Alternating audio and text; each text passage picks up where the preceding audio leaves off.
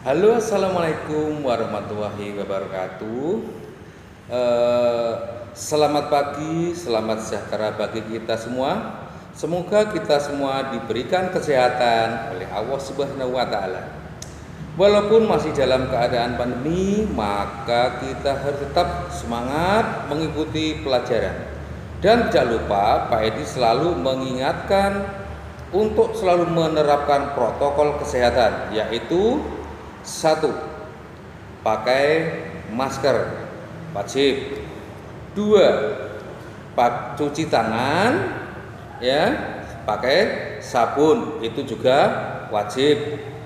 Kemudian yang ketiga yaitu jaga jarak, jangan sampai terlalu dekat dengan orang-orang yang berkerumun atau orang-orang yang tidak kita kenal dengan jelas kesehatannya. Nah, untuk itu tolong perhatikan video di bawah ini.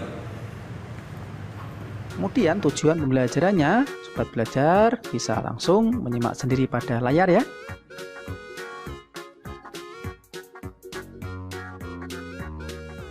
Nah, langsung saja kita mulai pembelajaran hari ini ya. Sudah siap dan tetap semangat. Apakah kamu pernah bekerja sama dengan orang yang berbeda-beda? Sikap apa yang perlu kamu tunjukkan ketika bekerja sama? Ayo mengamati. Amati gambar dan baca teks ini ya, sobat belajar. Udin, Edo, dan Beni merupakan sahabat dekat. Mereka berasal dari latar belakang budaya yang berbeda-beda.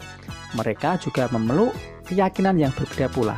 Udin beragama Islam, Edo beragama Katolik, sedangkan Beni beragama Kristen. Perbedaan budaya dan agama bukanlah merupakan penghalang bagi mereka untuk bekerja sama. Mereka saling bahu-membahu mengerjakan tugas atau pekerjaan yang harus dikerjakan bersama-sama. Pada peringatan hari ulang tahun kemerdekaan Indonesia yang lalu, Udin, Edo, dan Beni mewakili kelasnya dalam perlombaan Bakiak Bergu. Sebelum berlomba, mereka bersama-sama mendiskusikan dan merancang strategi agar mereka dapat meraih prestasi dalam lomba tersebut. Mereka pun secara bersama-sama menunjukkan usaha terbaik ketika lomba berlangsung.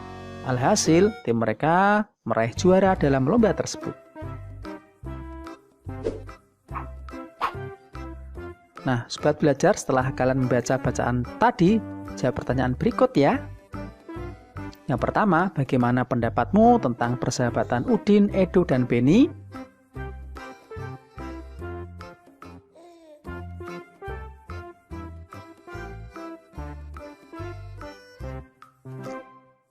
Kemudian yang kedua, apakah kamu pernah mempunyai pengalaman bekerjasama dengan teman-teman yang berbeda agama? Jika pernah, ceritakan secara tertulis ya. Jika belum, tuliskan sikapmu jika suatu hari mempunyai kesempatan bekerjasama dengan teman yang berbeda agama.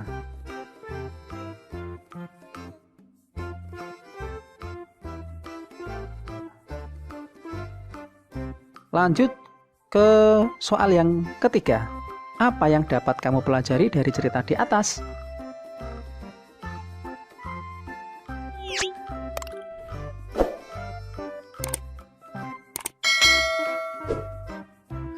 Ayo menulis sobat belajar. Kamu masih ingat tentang cerita perbedaan bukanlah penghalang? Apa hal penting yang kamu ketahui dari cerita tersebut?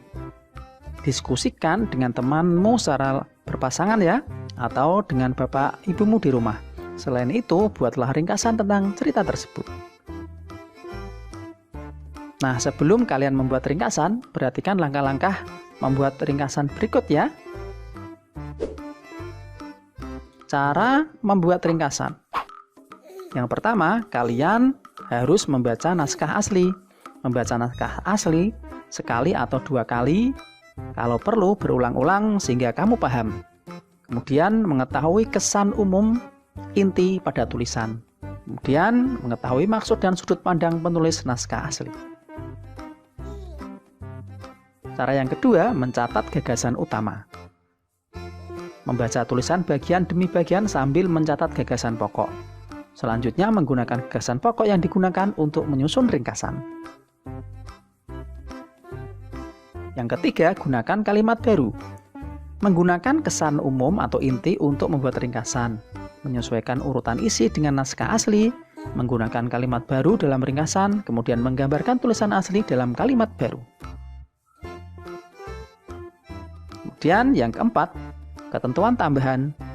Menyusun ringkasan dalam kalimat tunggal, meringkas kalimat menjadi frasa, frasa menjadi kata. Nah, setelah kalian tahu caranya membuat ringkasan, coba kalian baca kembali ya. Cerita tentang perbedaan bukanlah penghalang, kemudian buatlah ringkasan pada bagian berikut nanti. Ini kemarin ya, yang ada di pembelajaran keempat atau kelima kalau tidak salah. Bacaan tentang perbedaan bukanlah penghalang, ada 3 paragraf. Kemudian kita cari dulu gagasan pokoknya. Setelah kita mengetahui gagasan pokoknya, kemudian kita susun menjadi sebuah ringkasan. Contohnya seperti ini ya, sobat belajar. Ini hanya contoh.